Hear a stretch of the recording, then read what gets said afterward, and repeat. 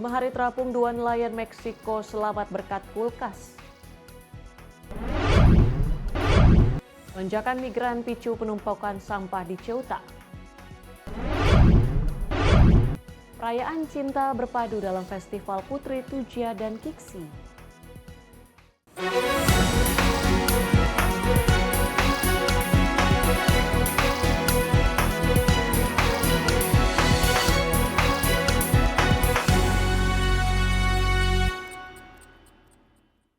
Halo pemirsa, Sorotan Dunia kembali hadir menemani Anda dengan rangkaian informasi seputar isu global. Bersama saya Tiara Dianti dan inilah Sorotan Dunia selengkapnya. Pemirsa, gempa bumi berkekuatan magnitudo 7,2 mengguncang wilayah Peru bagian selatan pada Kamis waktu setempat. Gempa tersebut memicu longsor di sejumlah wilayah. Mobil-mobil terlihat rusak tertimpa puing, atap bangunan yang ambruk serta retakan besar pada dinding. Sejumlah keluarga terlihat berkumpul di luar bangunan karena khawatir terjadi gempa susulan. Menurut Institut Geografi Nasional Spanyol, 4 dari 7 gempa yang terjadi memiliki kekuatan di atas 4 magnitudo. Gempa terkuat berkekuatan 4,8 magnitudo dengan pusat gempa di dekat Gojar. Getarannya dirasakan di seluruh Granada dan sejumlah wilayah lain di Spanyol Selatan. Seorang warga mengatakan dinding apartemen tempat tinggalnya retak di beberapa lantai dan kondisinya semakin memburuk setiap kali gempa terjadi. Nosotros vivimos en un bloque, vivimos un segundo, entonces están agrietados. El primero, segundo, el tercero así están agrietados y cada vez va peor. Entonces no sabemos qué hacer, tenemos el temor en el cuerpo, el miedo. Gempa tersebut terjadi hanya beberapa hari setelah gempa berkekuatan 5,0 magnitudo mengguncang Granada pada Sabtu lalu. Provinsi Granada dikenal sebagai salah satu wilayah dengan aktivitas seismik tertinggi di Spanyol. Warga kini diminta mewaspadai kemungkinan getaran susulan di tengah kerusakan yang terjadi pada sejumlah bangunan dan kendaraan. Tim redaksi Sinpo TV melaporkan. Tentara dan warga bergotong royong membersihkan rumah yang tertutupi lumpur di Tocopilla, Chile. Pembersihan dilakukan setelah banjir lumpur menerjang permukiman warga.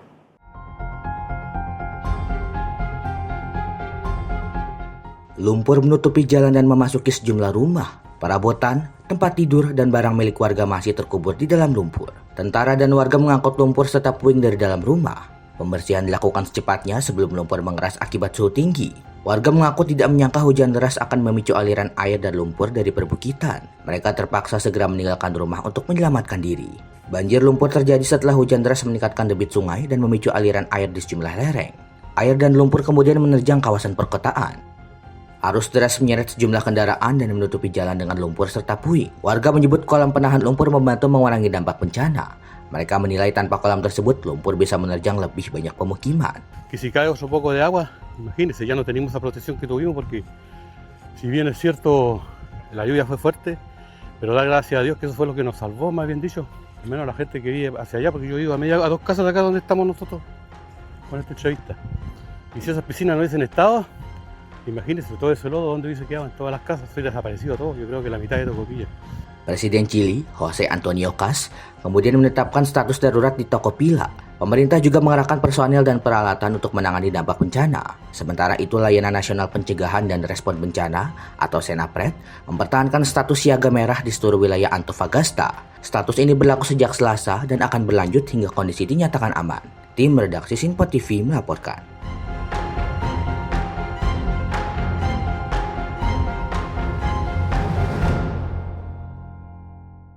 Ruas Jalan Pan Amerika di wilayah Arequipa, Peru masih tertutup total akibat serangkaian tanah longsor melanda jalan tersebut.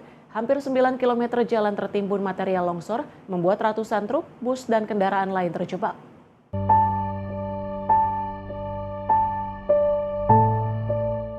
Rekaman udara memperlihatkan material lumpur, batu, dan puing menutupi ruas Jalan Pan Amerika di Quebrada Honda, Arequipa. Longsor terjadi di sejumlah titik dan membuat jalan utama yang menghubungkan wilayah Peru Selatan terputus total. Dampak terparah terjadi sepanjang hampir 9 km, mulai dari kilometer 721 hingga kilometer 738. Ratusan truk, bus, dan kendaraan lain masih terjebak di sepanjang jalur. Sementara tim gabungan terus berupaya membersihkan timbunan lumpur, batu, dan material longsor. Pusat Operasi Darurat Regional berkoordinasi dengan Angkatan Darat Peru serta tim pengoperasi alat berat untuk mempercepat proses pembersihan di distrik Atiko dan Okona. Pihak berwenang sebelumnya menargetkan pembukaan satu lajur darurat agar kendaraan dapat kembali melintas. Namun volume material longsor yang sangat besar, ditambah jumlah kendaraan yang terjebak di sepanjang jalur, membuat upaya pembukaan jalur darurat menjadi lebih sulit. Untuk sementara, arus lalu lintas menuju wilayah Peru Selatan masih dibatasi. Pihak berwenang memperingatkan pembukaan kembali seluruh ruas jalan kemungkinan membutuhkan waktu lebih lama dari perkiraan awal. Tim redaksi Sinpo TV melaporkan. Hujan deras dengan curah hujan yang memecahkan rekor mengguyur Provinsi Gyeongsang Selatan, Korea Selatan dan wilayah sekitarnya. Banjir dan longsor menyebabkan 1 orang tewas, 4 lainnya terluka, serta memaksa ratusan warga mengungsi.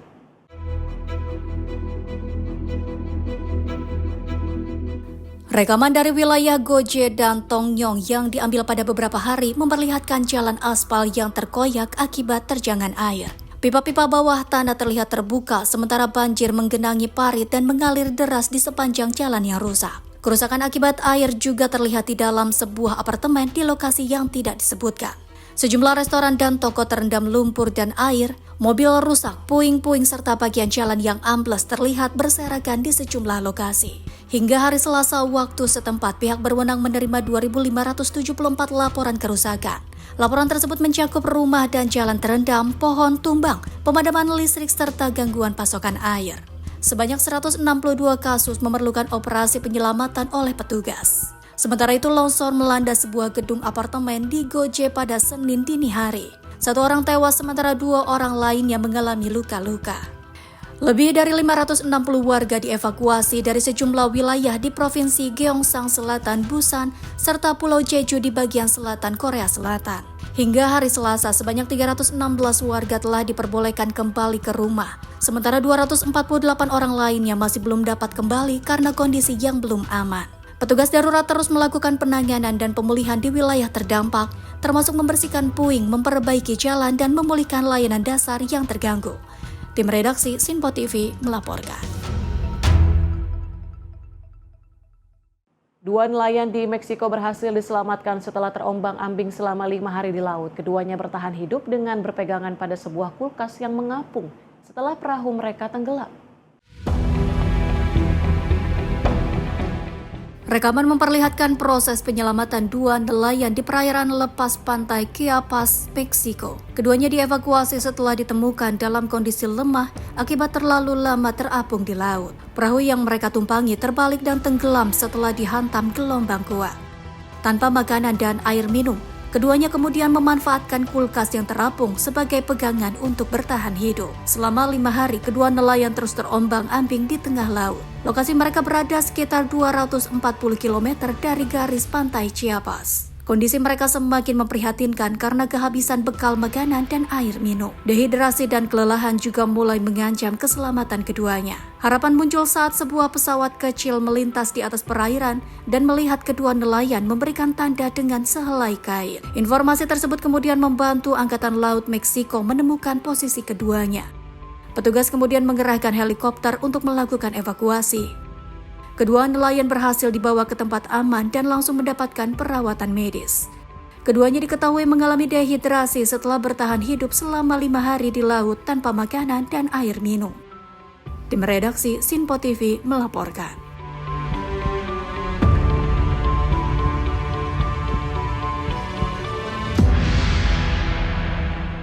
Tujuh orang tewas termasuk 5 warga Amerika Serikat dan kepala intelijen Ekuador setelah helikopter safari jatuh dan terbakar di wilayah Samburu, Kenya. Seluruh penumpang dan pilot yang berada di dalam helikopter dinyatakan tewas. Rekaman memperlihatkan puing helikopter yang terbakar di kawasan hutan dekat Gunung Ololokwe, Samburu County, Kenya. Sisa-sisa badan pesawat terlihat hangus dan berserakan di sekitar lokasi. Namun meski demikian, lokasi pengambilan gambar tidak dapat diverifikasi secara independen. Helikopter Eurocopter EC-130B4 yang membawa 6 penumpang dan 1 pilot jatuh sekitar pukul 9:13 pagi hari Rabu waktu setempat. Helikopter diketahui sedang dalam perjalanan dari Loisaba Conservancy menuju wilayah Ewasonyiro ketika kecelakaan terjadi. Seluruh 7 orang yang berada di dalam pesawat dinyatakan tewas. Mereka terdiri dari 6 penumpang dan 1 orang pilot. Para penumpang merupakan tamu perusahaan safari mewah and Beyond. Pihak perusahaan menyatakan penyebab kecelakaan hingga kini belum diketahui. Proses evakuasi dan pengangkutan jenazah menghadapi kendala karena kondisi medan yang sulit dan puing helikopter yang terbakar. Otoritas penerbangan Kenya telah membuka penyelidikan untuk mengetahui penyebab jatuhnya helikopter. Kecelakaan ini menambah daftar insiden penerbangan yang melibatkan pesawat wisata di kawasan safari Kenya. Tim redaksi Sinpo TV melaporkan.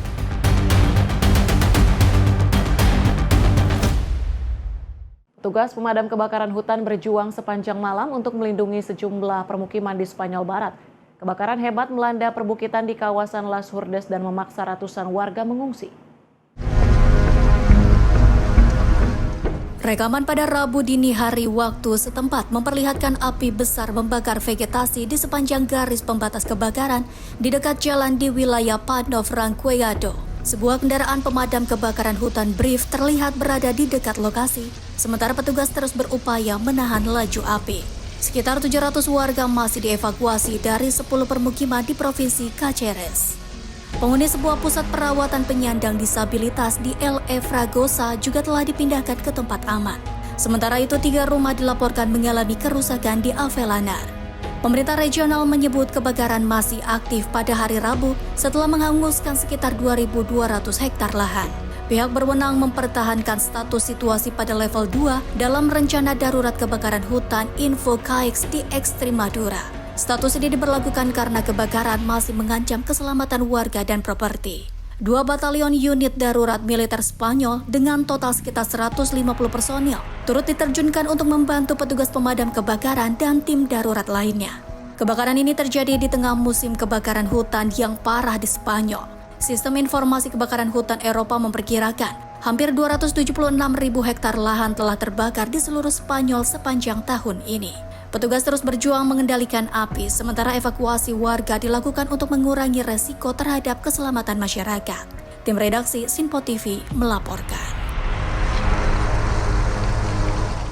Pemirsa, kebakaran hebat melanda Ostrov Babina di kawasan Delta Danube, Rumania. Sekitar 700 hektar vegetasi kering terbakar, sementara petugas berjuang padamkan api yang menyebar di wilayah terpencil.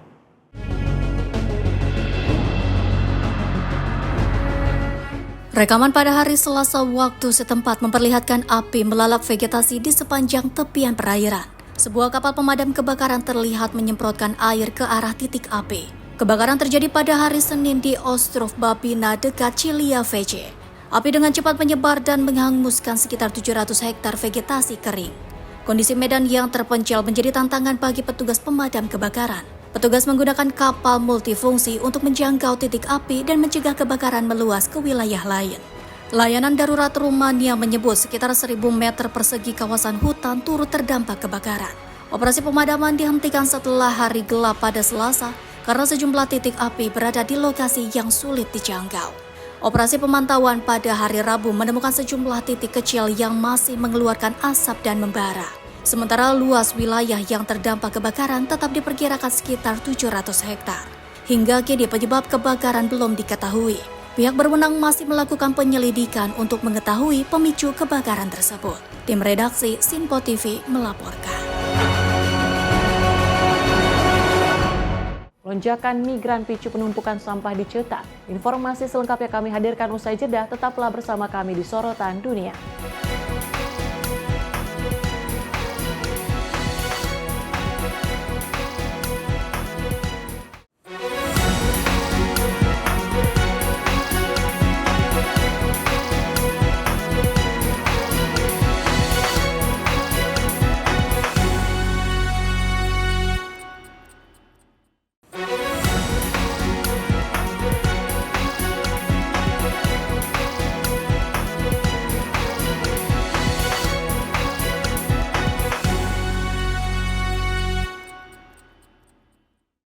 Anda kembali menyaksikan Sorotan Dunia dan informasi kami lanjutkan.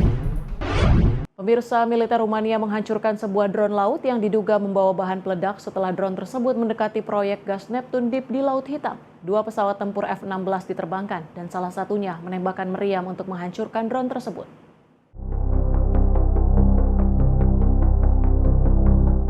Rekaman memperlihatkan pesawat tempur F-16 Rumania melakukan manuver di atas Laut Hitam sebelum menembakkan meriam ke arah drone permukaan yang berada di dekat proyek lepas pantai. Insiden terjadi sekitar 80 mil laut di sebelah timur Konstanta, di dalam zona ekonomi eksklusif Rumania. Sejumlah ratusan pekerja diketahui sedang beraktivitas di kawasan proyek tersebut.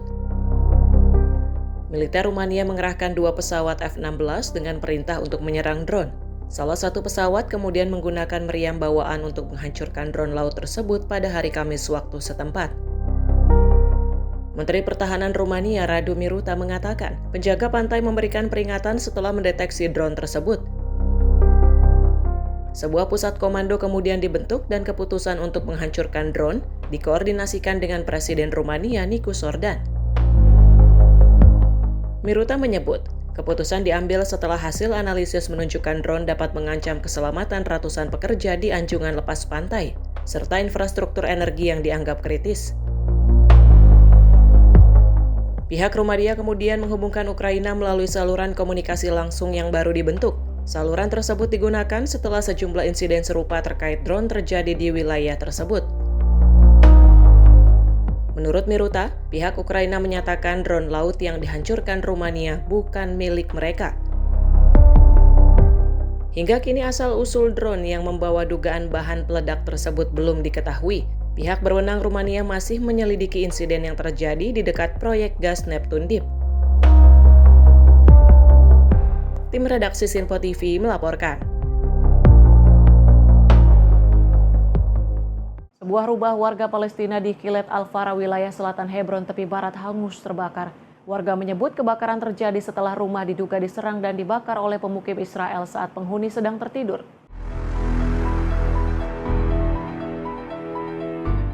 Inilah kondisi rumah warga Palestina di Kilet Al-Fara, selatan Hebron, tepi barat setelah dilanda kebakaran. Bagian depan bangunan terlihat menghitam dipenuhi bekas asap, sementara di dalam rumah perabotan hangus dan puing-puing berserakan akibat kebakaran. Pemilik rumah Ali Al-Nawaja mengaku sedang tidur bersama putra dan putrinya ketika terbangun setelah mendengar pemukim Israel membuka jendela rumah.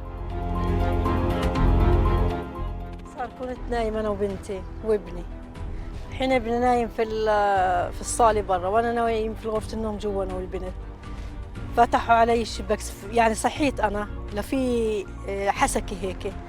فتحت طلعت هيك اللي هو بيفتحوا علي الشبك مستوطنين. فتحوا علي الشبك تاع الشباك باصوا علي لهو شو بقول لي نواجعة قول لجوزك نواجعة على سوسي. بعدين خلص سكتوا. زتوا الجنية أو بصير شي هي جنية زتوها وين على السدة على طول في غرفة النوم وولعت على طول. أنا البنت نايمة على جنبي قمت قلت لها قومي بسرعة فطينا وقمنا وطلعنا برا. قعدت أنادي أزعق صحي الناس فيش الناس كلها نايمة يعني محدش صحي من مرة. Media Palestina melaporkan pemukim Israel dari permukiman Otniel di sekitar wilayah tersebut menyerang rumah Bassam Al-Nawaja dan membakarnya saat keluarganya yang berjumlah 5 orang sedang tertidur. Serangan ini terjadi di tengah meningkatnya kekerasan yang melibatkan pemukim Israel terhadap warga Palestina di tepi barat. Kantor HAM Perserikatan Bangsa-Bangsa sebelumnya memperingatkan, serangan pemukim Israel terhadap rumah dan komunitas Palestina telah mencapai tingkat yang tidak dapat ditoleransi. Menurut PBB, serangan pemukim Israel di tepi barat telah menyebabkan pemindahan sebagian atau seluruh warga dari 107 kota dan desa sejak Januari 2023. PBB juga menyebut kondisi tersebut berlangsung bersama dengan perluasan permukiman Israel yang belum pernah terjadi sebelumnya. Hingga kini, kondisi di sejumlah wilayah tepi barat masih jadi perhatian di tengah meningkatnya ketegangan dan kekerasan terhadap warga Palestina. Tim redaksi Sinpo TV melaporkan. Militer Israel mengklaim telah menutup 2 jalur terowongan bawah tanah sepanjang sekitar 2 km di Gaza Tengah dan Selatan. Operasi ini menuai kritik karena penutupan terowongan dinilai dapat berdampak pada infrastruktur sipil, termasuk jaringan air dan saluran pembuangan.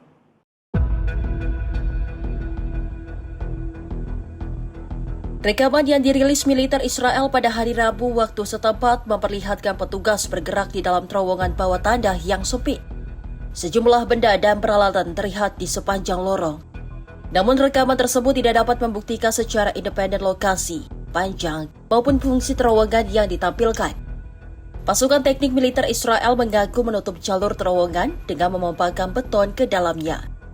Operasi disebut dilakukan di sebelah timur garis kuning, yang menjadi pembatas antara wilayah yang dikuasai Israel dan wilayah Gaza lainnya dalam kerangka gencatan senjata.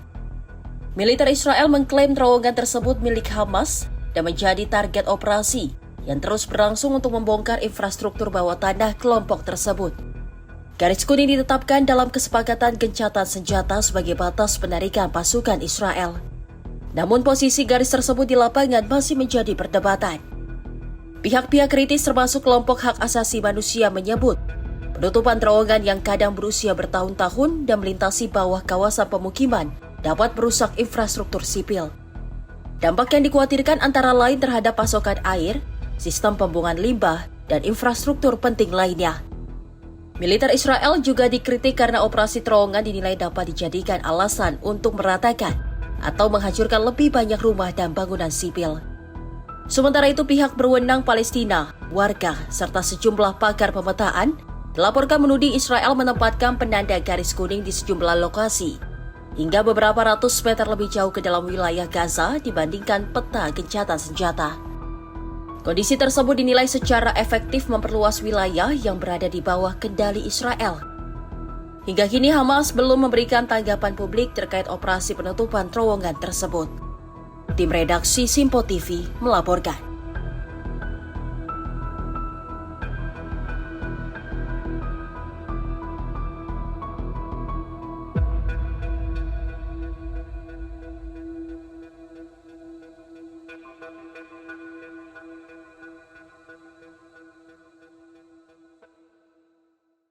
Diplomat Ekuador keturunan Lebanon, Ivone Baki resmi mencalonkan diri sebagai Sekretaris Jenderal Perserikatan Bangsa-Bangsa. Baki mendapat dukungan dari Tonga dan menyatakan PBB harus berbuat lebih banyak untuk mengakhiri konflik di berbagai belahan dunia. I believe that, of course, all wars have a reason. But once UN couldn't prevent the war, because it could possibly prevent it, we have to have a solution. That doesn't take much time. Perwakilan tetap Tonga untuk PBB, Viliami Faingaton, secara resmi mendukung Baki sebagai kandidat Sekretaris Jenderal PBB. Ton menilai Baki memiliki pengalaman, keterampilan diplomatik, dan integritas untuk memimpin perbaruan perserikatan bangsa-bangsa. Baki mengatakan dirinya telah berkomunikasi dengan pemerintah di berbagai negara, termasuk Amerika Serikat dan Ekuador. Namun ia menegaskan Amerika Serikat belum memilih kandidat manapun. Diplomat yang pernah 2 kali menjabat sebagai duta besar Ekuador untuk Amerika Serikat itu mengandalkan pengalaman lebih dari 3 dekade di bidang diplomasi. I believe that, of course, all wars have a reason. But once UN couldn't prevent the war, because it could possibly prevent it, we have to have a solution that doesn't take much time. And I think it took enough time, and people are dying. And this is the thing that we have to think about. What more? When is enough? So we need to find a solution that is good for both countries. I will not say more than that now. But the UN can do. Dalam pencalonannya, Baki menyoroti konflik Rusia-Ukraina. Ia menilai PBB gagal mencegah perang, padahal menurutnya konflik tersebut sebenarnya dapat dicegah. Baki menyebut upaya mencari solusi telah berlangsung terlalu lama, sementara korban terus berjatuhan. Ia mendorong adanya solusi yang dapat diterima oleh kedua negara. Terkait konflik di Timur Tengah, Baki mengaku belum pernah mengunjungi Palestina, Gaza maupun Israel. Jika terpilih sebagai Sekretaris Jenderal PBB, ia berjanji akan mengunjungi ketiga wilayah tersebut. Baki merupakan diplomat Ekuador keturunan Lebanon yang memiliki pengalaman lebih dari 30 tahun di dunia diplomasi. Ia resmi dinominasikan Tonga untuk menggantikan Antonio Guterres yang masa jabatan keduanya berakhir pada Desember mendatang. Tim redaksi Simpo TV melaporkan. Sementara itu, petugas kebersihan diturunkan untuk membersihkan sampah di sejumlah wilayah Ceuta Spanyol. Penumpukan sampah terjadi setelah ribuan migran tiba dan tinggal di tenda serta tempat penampungan sementara. Sampah terlihat berserakan di sepanjang jalan dan trotoar. Petugas kebersihan kemudian menyapu dan mengangkut sampah yang menumpuk. Di sekitar lokasi, sejumlah migran masih tinggal di tenda dan memasak di ruang terbuka.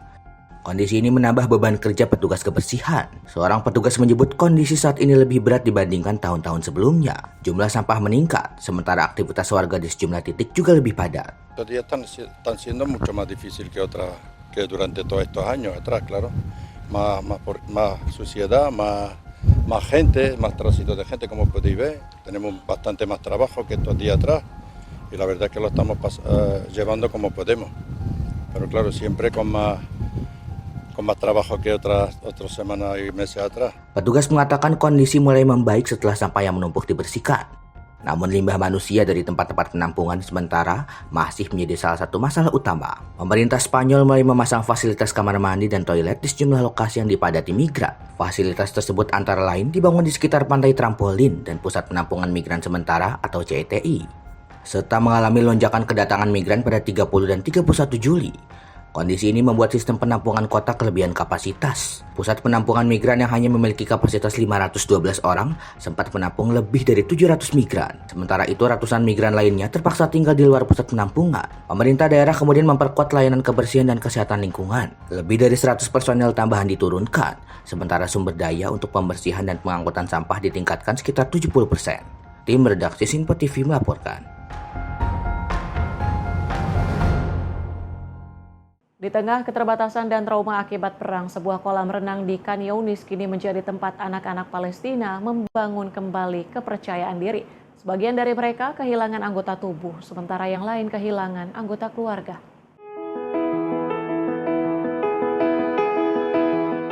Sejumlah anak Palestina terlihat berlatih renang di sebuah kolam di Khan Younis, Gaza. Di antara mereka ada anak-anak yang kehilangan anggota tubuh, orang tua, atau anggota keluarga akibat perang. Kegiatan ini merupakan bagian dari Waves of Hope Project, program yang dijalankan Heal Palestine bersama Tantis Swimming Academy. Para pelatih tidak hanya mengajarkan teknik berenang, tapi juga menggunakan aktivitas di dalam air untuk membantu anak-anak membangun kembali kepercayaan diri dan menghadapi trauma. Tujuan utama program ini bukanlah membuat para peserta menjadi perenang profesional.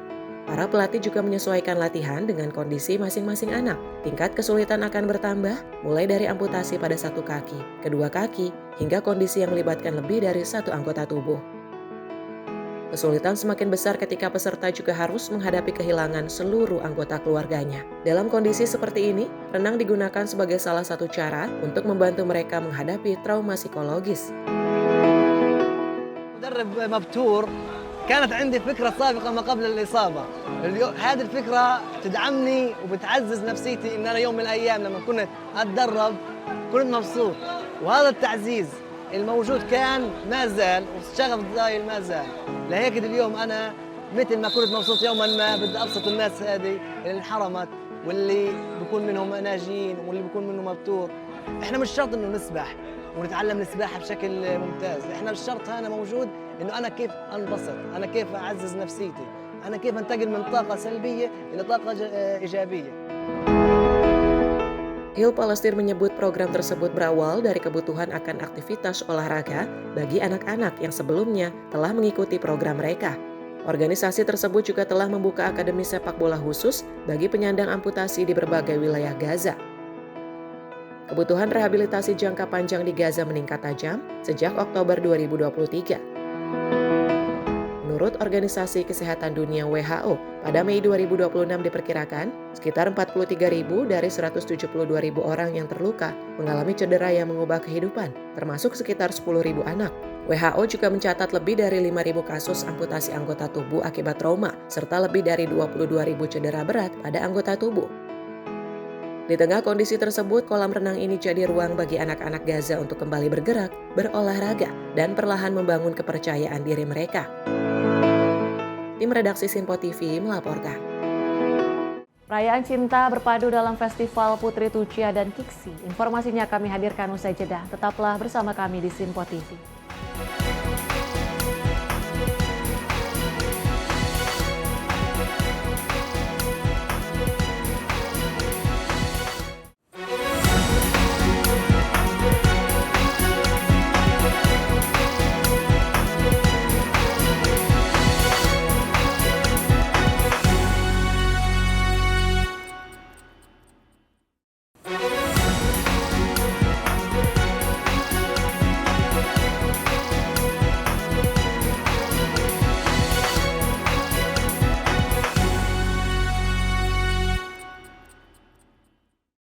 Anda kembali menyaksikan Sorotan Dunia dan informasi kami lanjutkan. Pemirsa, penemuan arkeologi tak biasa terungkap di situs Huaca Pucllana, Miraflores, Peru. Tim arkeolog menemukan kerangka manusia di dalam saluran bawah tanah yang diduga ditempatkan sebagai persembahan dalam ritual masyarakat budaya Lima lebih dari 1.300 tahun lalu.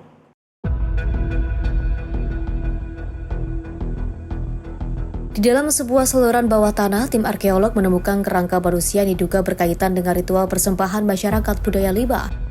Penemuan tersebut berlangsung di situs arkeologi Huaca Pucllana, Miraflores, Peru. Tim kemudian melakukan penggalian dengan hati-hati menggunakan kuas dan alat peniup udara. Arkeolog menyebut individu tersebut merupakan orang dewasa yang diperkirakan hidup sekitar tahun 650 Masehi atau lebih dari 1.300 tahun lalu. Kerangka tersebut untuk sementara diberi nama Lord of the Channel dan ditemukan dalam posisi berbaring miring ke kiri dengan arah tubuh dari utara ke selatan. Kepala kerangka mengarah ke barat ke arah dua elemen yang dinilai penting bagi budaya Lima, yaitu piramida besar Huaca Pucllana dan juga laut. Peneliti juga menemukan sejumlah benda di sekitar kerangka, diantaranya kuarsa putih, cangkang dari sisa hewan laut, tulang ikan, 2 ekor burung, serta beberapa wadah keramik. Salah satu burung ditemukan dalam posisi seperti menutup bagian mulut saluran yang semakin memperkuat dugaan adanya praktik ritual di lokasi tersebut. Dari kondisi tulang, panggul, dan juga bagian belakang tengkorak, peneliti untuk sementara menyimpulkan individu tersebut berjenis kelamin laki-laki. Meski demikian, penyebab kematian, tinggi badan, dan usia pasti individu tersebut baru akan diketahui setelah melalui analisis antropolog fisik. Temuan ini menjadi penting karena berbeda dengan pola temuan sebelumnya di Huaca Grande. Sebagian besar korban persembahan manusia yang pernah ditemukan di lokasi tersebut merupakan perempuan berusia 12 hingga 25 tahun. Penemuan kerangka laki-laki dewasa ini pun dapat memberikan petunjuk baru mengenai praktik persembahan manusia serta fungsi ruang bawah tanah dalam kegiatan seremonial budaya Lima. Penelitian di sektor Huaca Pucllana ini telah dilakukan sejak 2020. Para peneliti berharap temuan baru dapat membantu mengungkap lebih jauh makna ritual dan kehidupan masyarakat budaya Lima pada masa lalu. Tim redaksi Simpo TV melaporkan. Setelah menjalani perawatan selama beberapa pekan, seekor penyu laut tempayan betina berbobot 270 pon atau sekitar 122 kg akhirnya kembali ke laut lepas.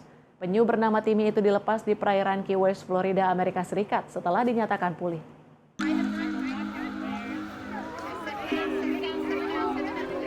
Puluhan warga berkumpul di pantai Port Zachary Taylor Historic State Park, Key West untuk melepas kepergian Timmy, penyu laut tempayan betina yang telah menjalani rehabilitasi selama beberapa pekan.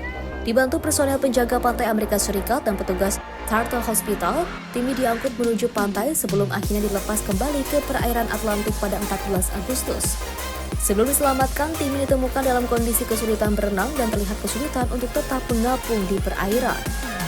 Penyu seberat sekitar 122 kg ini ditemukan pada 19 Juli 2026 setelah sebuah perahu melihatnya dalam kondisi kelelahan sekitar 11 km di selatan Sugarloaf Key. Kru perahu kemudian menunggu di lokasi hingga tim penjaga pantai tiba dan membawa Timmy ke Turtle Hospital di Marathon, Florida. Berdasarkan perkiraan Turtle Hospital, Timmy telah berusia sekitar 70 hingga 80 tahun dan masih aktif berkembang biak. Sebelum diselamatkan, Timmy bahkan telah bertelur 3 kali pada musim ini dengan perkembangan biak terakhir sekitar 10 hari sebelum ditemukan dalam kondisi lemah. Selama menjalani perawatan, Timmy mendapatkan cairan dan antibiotik. Ia kemudian dipindahkan ke kolam pasang surut berkapasitas 160.000 galon untuk memastikan kemampuannya berenang dan menyesuaikan diri di perairan yang lebih dalam. Setelah dinyatakan pulih dan siap, Timmy akhirnya diizinkan kembali ke habitatnya di laut. Pengelola Turtle Hospital menyebut bahwa kembalinya Timmy ke laut sangat penting, mengingat penyu betina yang masih aktif berkembang biak dapat berperan dalam keberlanjutan populasinya. Pelepasan Timmy juga dimanfaatkan sebagai momen edukasi bagi masyarakat, khususnya generasi muda, untuk meningkatkan kesadaran akan pentingnya menjaga lingkungan laut. Penyu laut tempayan sendiri masuk dalam daftar spesies terancam di bawah Undang-Undang Spesies Terancam Punah Amerika Serikat. Populasinya menghadapi berbagai ancaman, mulai dari tertangkap secara tidak sengaja dalam peralatan penangkapan ikan, hilangnya habitat bertelur, tabrakan dengan kapal, hingga sampah laut. Bagi Timmy, pelepasan ini menjadi akhir dari masa rehabilitasi sekaligus kembalinya seekor penyu tua ke laut, tempatnya berkembang biak selama puluhan tahun. Tim redaksi Simpo TV melaporkan.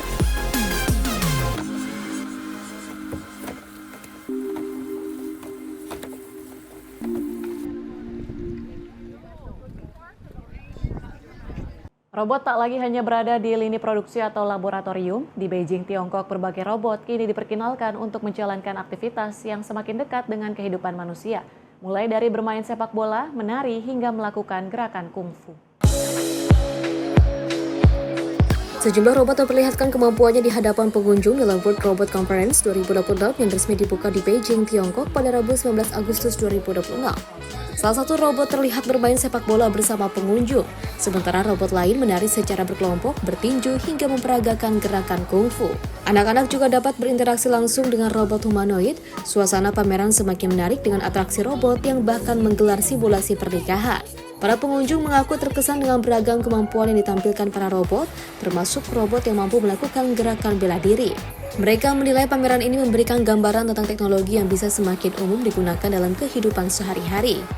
Tahun ini lebih dari 300 peserta pameran ikut berpartisipasi, meningkat 36% dibandingkan dengan tahun 2025.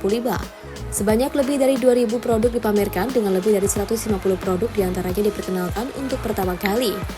Konferensi yang berlangsung hingga 23 Agustus ini mengusung tema Human Robot Symbiosis Production Demand Convergence yang menekankan hubungan semakin erat antara manusia, robot, dan kebutuhan industri. World Robot Expo dan World Robot Contest juga digelar bersamaan dengan konferensi tersebut. Untuk pertama kalinya, pameran ini juga menyediakan zona khusus yang memperkenalkan 49 perusahaan milik negara Tiongkok yang dikelola langsung pemerintah pusat. Robot yang ditampilkan mencakup berbagai bidang mulai dari manufaktur, energi, logistik, hingga penanggulangan keadaan darurat. Pameran ini juga menunjukkan bahwa perkembangan robotika kini tak hanya berfokus pada dunia industri, namun juga mulai diarahkan untuk menjadi bagian dari aktivitas manusia sehari-hari. Tim redaksi Simpo TV melaporkan. Ribuan lampu kini mengubah terase ring padi Longqi di Guilin, China menjadi pemandangan berkilau saat malam hari. Cahaya yang membentang di lereng pegunungan ini pun jadi daya tarik baru bagi wisatawan.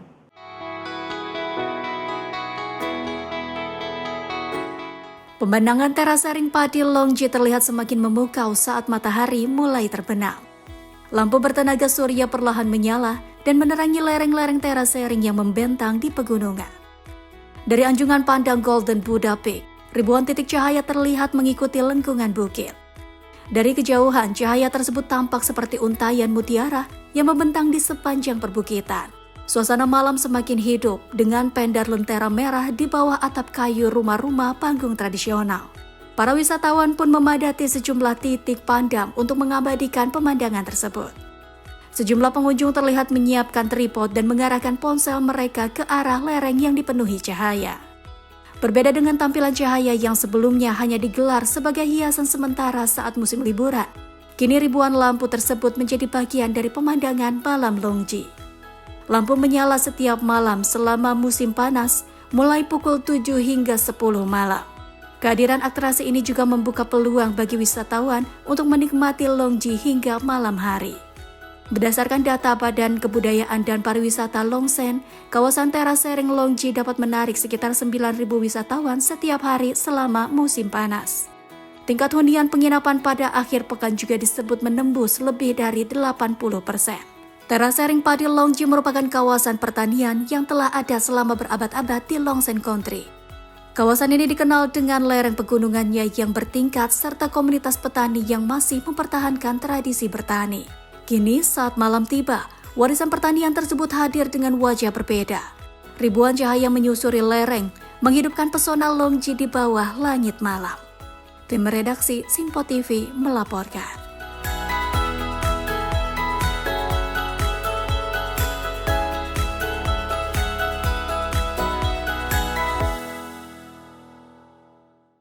Dua perayaan bertema cinta berpadu dalam Festival Putri Tujia dan Qixi di Anxi, Provinsi Hubei, China. Tradisi pernikahan, tarian budaya, hingga parade meriahkan perayaan yang menarik perhatian wisatawan.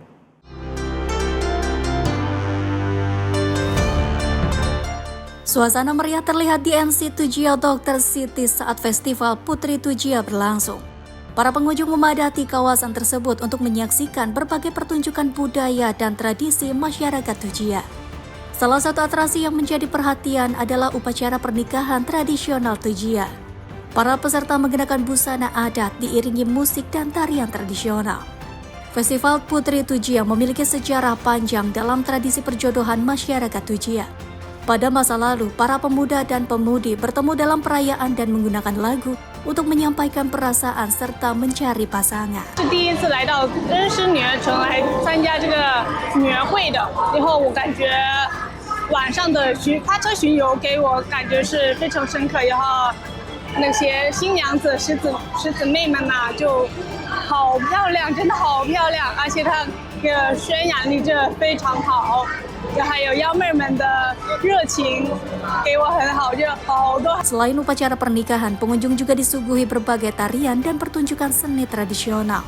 Para penari tampil mengenakan busana etnik dan membawa lentera, menambah semarak suasana festival. Siki sendiri merupakan perayaan tradisional Cina yang dikenal sebagai Hari Valentine Cina. Perayaan ini berlangsung pada hari ke-7 bulan ke-7 dalam penanggalan lunar Cina. Tahun ini Siki jatuh pada 19 Agustus dan bertepatan dengan rangkaian Festival Putri Tujia di NC. Rangkaian Festival Putri Tujia berlangsung mulai 27 Juli hingga 24 Agustus. Perayaan yang awalnya berkaitan dengan tradisi perjodohan kaum muda Tujia, kini berkembang menjadi ajang untuk memperkenalkan budaya dan tradisi pernikahan Tujia kepada wisatawan. Parade dengan kereta hias berbentuk burung phoenix pun menjadi salah satu penutup perayaan yang menampilkan warna-warni budaya Tujia. Tim redaksi Sinpo TV melaporkan. Sebuah pagoda unik di Provinsi Can Hoa, Vietnam, jadi perhatian wisatawan berkat arsitekturnya yang terbuat dari ribuan kerang dan karang laut. Pagoda Tu Phan yang juga dikenal sebagai pagoda kerang ini, padukan unsur keagamaan dan seni kerajinan tangan jadi daya tarik tersendiri.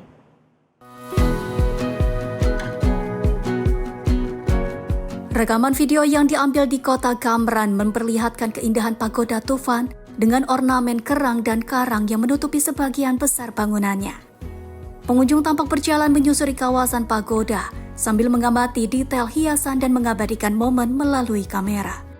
Salah satu wisatawan Ngolin mengaku terkesan dengan keterampilan para pembangun pagoda. Menurutnya setiap pintu masuk menara dihias dengan kerang dan karang yang tersusun rapi, menciptakan tampilan yang sangat unik dan sulit dibayangkan proses pembuatannya. Hôm nay là lần đầu tiên tôi đến thăm chùa Từ Vân ở Cam Ranh, Khánh Hòa. Thì nghe người dân nói đây còn có tên gọi là chùa Ốc thì mình rất là tò mò, không biết tại sao lại có cái tên đó. Và đến khi đặt chân đến đây thì mình đã biết được vì sao có cái tên đó và cảm thấy thật là thú vị. Di tengah kawasan pagoda berdiri menara Bautic tinggi 39 meter yang dikelilingi 49 menara lebih kecil. Menurut media lokal, pembangunan menara dimulai pada tahun 1995 dan sebagian besar dikerjakan secara manual oleh para biksu serta umat Buddha selama bertahun-tahun. Seorang wisatawan asal Rusia, Michael, mengaku datang atas rekomendasi temannya dan merasakan suasana yang tenang serta tentram di lokasi tersebut. Мой друг мне рассказал об этом красивом месте, и я сюда приехал. Здесь очень красиво, божественно и необыкновенно умиротворенно находиться. Я с удовольствием буду приезжать сюда с друзьями и показывать эти красивые места. Спасибо вам огромное, что вы есть, что эта прекрасная страна существует. Я обожаю Вьетнам, и других слов не могу найти. Меня переполняют только чувства хорошие. Pagoda ini dibangun menggunakan batu karang, semen, serta ribuan kerang yang dikumpulkan dari warga setempat sebelum dibersihkan dan dijadikan bagian dari ornamen bangunan. Didirikan pada tahun 1968, pagoda Tu Phan hingga kini masih aktif digunakan sebagai tempat ibadah, sekaligus menjadi destinasi wisata yang menarik perhatian pengunjung dari berbagai negara. Tim redaksi Sinpo TV melaporkan. Menjelang festival pertengahan musim gugur, seorang pembuat kue di Hanoi, Vietnam mengubah kue bulan tradisional jadi karya seni berbentuk rangkaian bunga. Menggabungkan teknik tradisional Tohei dengan kue bulan, kreasi tersebut sepenuhnya dapat dimakan. Pemirsa, seperti inilah tampilan vas kue bulan yang menyerupai porselen dengan rangkaian bunga berwarna-warni di atasnya. Pembuat kue, Nguyen Titui Duong, bersama timnya terlihat membentuk kelopak bunga, merangkai bunga, dan memberikan warna secara manual. Koleksi ini menampilkan 3 desain yang terinspirasi dari bunga teratai, bakung, dan bunga pisang. Vas kue bulan memiliki tinggi sekitar 20 hingga 30 cm, sedangkan rangkaian bunga yang sudah selesai dapat mencapai tinggi 60 cm. Bagian dasar dibuat dari kue bulan panggang dengan isian kacang hijau gurih dan kuning telur asin. Sementara bagian bunga dibentuk dari adonan yang dikembangkan dari figur adonan beras tradisional Vietnam atau tohe. Thuy Duong mengatakan ia ingin menggabungkan dua unsur tradisional Vietnam, yaitu tohe dan kue bulan, menjadi vas bunga dengan ciri khas Vietnam. Là một người rất là đam mê về truyền thống và những cái nét đẹp văn hóa của Việt Nam, thì mỗi năm bên mình sẽ có một cái bộ sản phẩm rất là đặc trưng về bánh trung thu. Năm nay thì mình có nghiên cứu thêm về chất liệu táo he nữa, và mình rất là muốn có thể kết hợp được giữa bánh trung thu và táo he, nên là mình đã nghĩ ra là mình sẽ sử dụng chất liệu hai cái chất liệu này để tạo nên những cái bình hoa rất là Việt Nam. Pengembangan teknik ini membutuhkan waktu lebih dari 3 bulan. Tim berulang kali melakukan uji coba untuk mencegah vas kue bulan retak atau kehilangan bentuk saat dipanggang. Bunga yang dibuat dari adonan beras juga memerlukan ketelitian tinggi. Setiap kelopak digiling, dipotong, dikeringkan, dan dirangkai satu persatu secara manual. Hasil akhirnya membuat banyak orang terkesan karena rangkaian bunga edible tersebut terlihat menyerupai bunga asli. Kreasi ini bahkan menarik perhatian di media sosial. Sejumlah orang awalnya mengira rangkaian tersebut merupakan bunga hias biasa. Mình đã biết được là nó sẽ rất là khó nên là chúng mình đã tiến hành làm luôn từ cuối tháng 3. Tuy nhiên là cho tới tận đầu tháng 7 chúng mình mới có thể nướng được những cái chiếc bình mong muốn. Bởi vì chất liệu ăn được thì nó rất là dễ bị vỡ, bị nứt ở trong lò, cũng như là cái công đoạn tạo hình cũng mất nhiều thời gian nữa. Kreasi vas kue bulan ini tidak ditujukan untuk dijual, melainkan sebagai karya seni untuk merayakan dan memperkenalkan budaya tradisional Vietnam melalui inovasi kue bulan. Festival pertengahan musim gugur di Vietnam diperingati setiap tanggal 15 bulan ke-8 dalam penanggalan lunar. Kue bulan menjadi salah satu makanan yang identik dengan perayaan tersebut. Tim redaksi Sinpo TV melaporkan. Pemirsa, lebih dari 200 layang-layang raksasa memenuhi langit Mamalapuram. Ratusan layang-layang dengan berbagai bentuk dan warna ini diterbangkan dalam Festival Layang-Layang Internasional Tamil Nadu.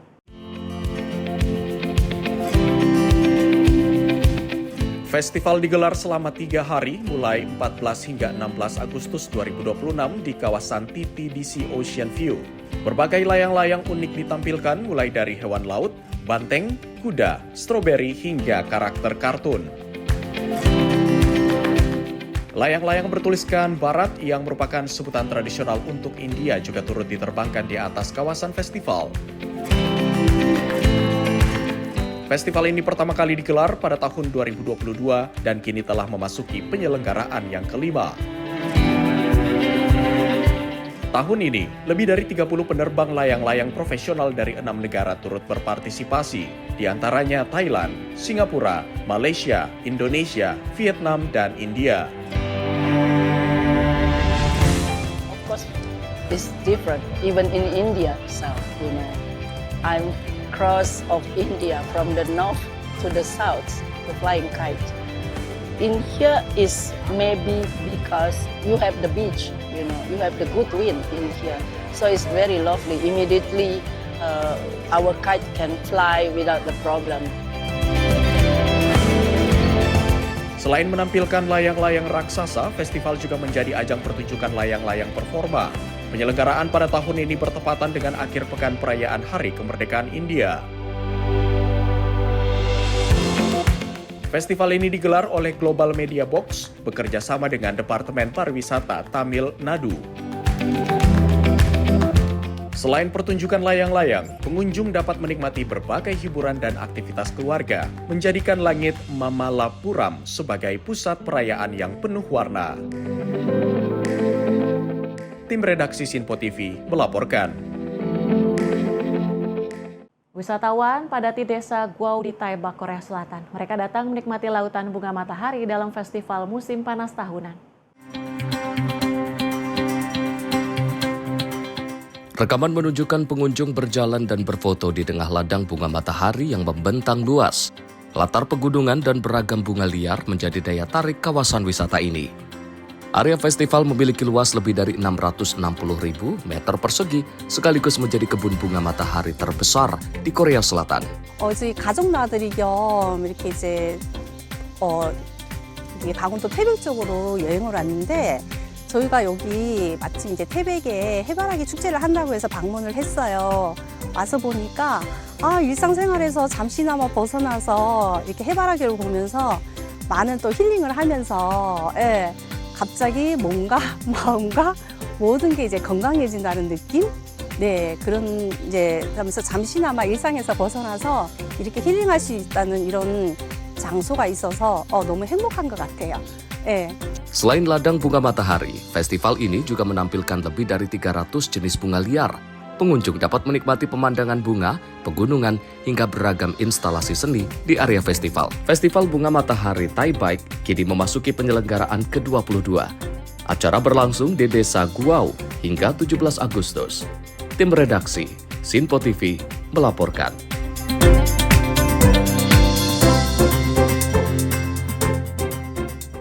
Dan pemirsa, informasi tadi sekaligus menutup jumpa kita kali ini. Saya Tiara Dianti mewakili seluruh kerabat kerja yang bertugas pamit undur diri. Terima kasih dan sampai jumpa.